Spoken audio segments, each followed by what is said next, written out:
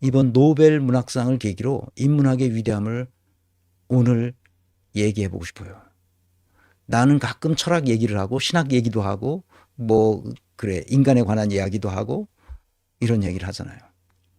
경영학을 공부한 사람이 왜 이런 얘기를 할까 이상하게 생각하는 사람들이 있는데 인사조직론은 사람을 다루기 때문에 인문학의 위대함을 이해하지 못하면 인사조직론을 공부하기 어려워요.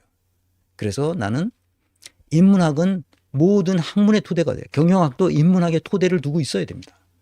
우선 철학과 그러니까 인문학이라는 게 사람에 관한 학문이잖아. 그러니까 철학이 굉장히 중요하죠. 그 다음에 신학이 중요하죠. 근데 문학은 사실 어떻게 보면 더 중요한 것 같아요. 그러면 역사 이런 것들이 다 뭉뚱그려서 인문학을 형성하는데 그 인문학적 토대가 있어야만 다른 경영학이든 경제학이든 공학이든 뭐 물리학이든 자연과학을 포함한 모든 학문이 인문학적 소양을 갖추고 있어야 된다. 내가 학문적 소양을 갖춰야 된다고 말했을 때 그것이 바로 인문학적 소양이에요. 삶의 본질과 실존의 의미를 이해하게끔 가르쳐주기 때문에 인문학이 절대적이죠.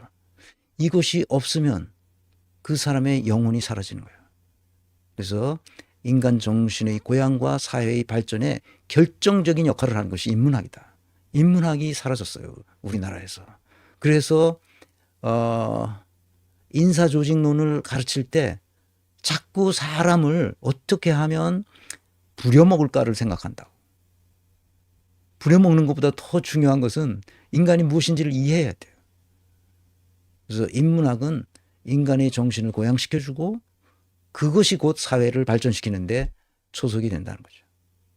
사고력의 폭과 깊이를 확장해 줍니다. 폭을 확장시켜주고 깊이를 더 깊게 만들어줍니다.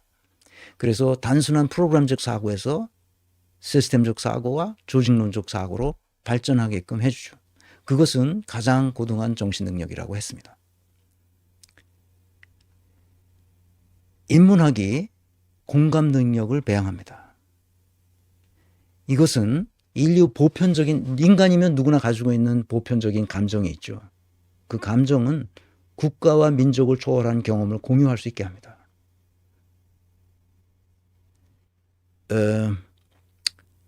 한강이 여기서 기자회견을 하고 노벨 문학상 수상 기념 기자회견을 하고 이게 그런 거를 열으려고 했다가 그 아버지 한승원 소설가를 통해서 나왔잖아요. 한강이 그걸 원하지 않는다. 왜? 지구 도처에서 지금 많은 사람들이 죽어가고 있는데 우리가 잔치를 여기서 벌릴 수 있느냐 이런 얘기죠. 그건 학문적 소양이 있기 때문에 그런 거예요. 인문학적 소양을 갖췄기 때문에 그런 거죠. 역시 한강이다. 그런 생각을 하게 됐습니다. 평화로운 전쟁이 없고 폭력이 없는 평화로운 인류 공동체를 향해 가도록 만들어준다는 거예요. 인문학은 인간의 보편적 공감 능력을 심어준다는 거지.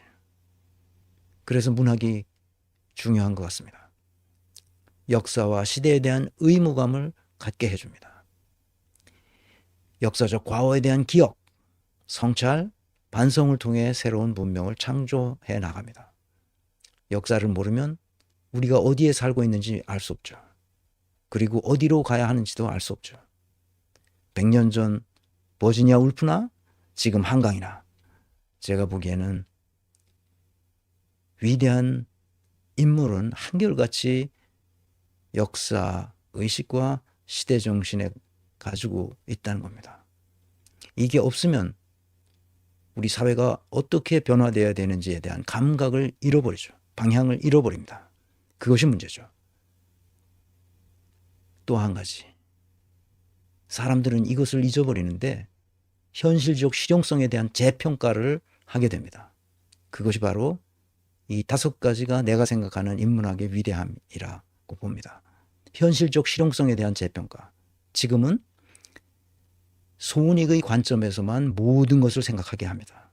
돈을 얼마나 벌었느냐, 주가 조작을 해서 얼마나 벌었느냐, 돈을 벌었으면 그것으로 자기는 이겼다고 생각하고, 그래서 뭐 고속도로 종점을 막 휘게 해. 그래서 자기 땅에 이 가격이 올라가게 해. 지금 이것이 당연한 것처럼 생각합니다. 나는 청와대의 기능을 이 용산의 국방부로 옮긴다고 했을 때 사람들이 나는 미쳤다고 생각했어요. 미치지 않고서는 어떻게 이럴 수 있을까? 그런데 용산에 있는 사람들이 대통령실이 이쪽으로 옮긴다는 게 여기 땅값 오른다고 되게 좋아했어요. 나는 그걸 보고 미쳤다고 그랬어요.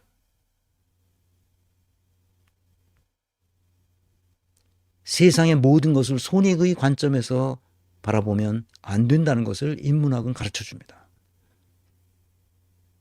그럼 무슨 관점에서 봐야 되냐? 손익의 관점이 아니라 선악의 관점에서.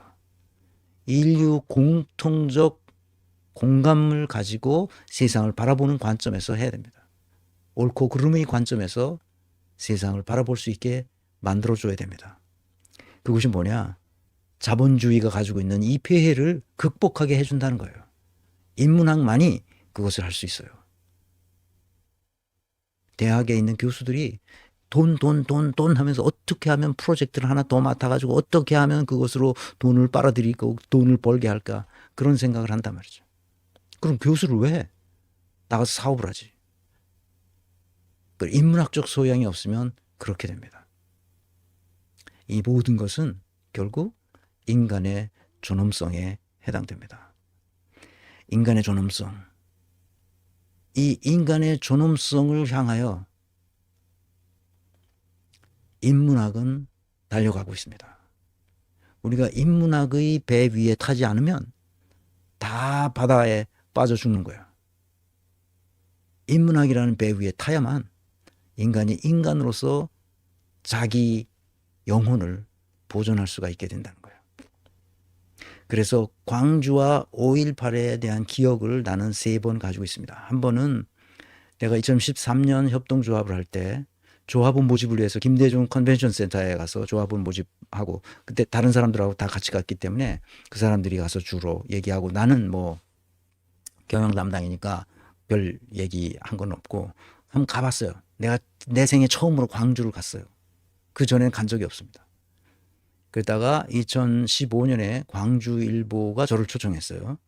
그래서 강연을 해달라고 그래서 그때는 이제 시간이 나서, 또 뭐 건강도 그때는 좋았고, 그래서 내 강의 제목은 시스템으로 치유하라.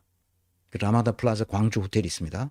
거기에 가서 했는데, 그때는 이제 형님도 다 은퇴하고 그랬을 때라 같이 형님하고 둘이서 같이 갔습니다. 그래서 시스템으로 치유하라. 광주는 어떻게든지 이 문제를 해결해야 됩니다. 그리고 잊으면 안 되는 겁니다. 소년이 온다는 기억을 살려서 금난로를 내가 그때 그 형님하고 같이 걸었고요. 그래서 망월동 국립 5.18 민주묘역으로 갔습니다. 이 기억을 하기 위해서죠.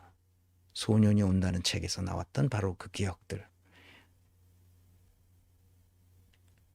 그리고 2017년 2년 후에 광주광역시에서 초청해서 강의를 했습니다. 그때는 4차 산업혁명과 블록체인,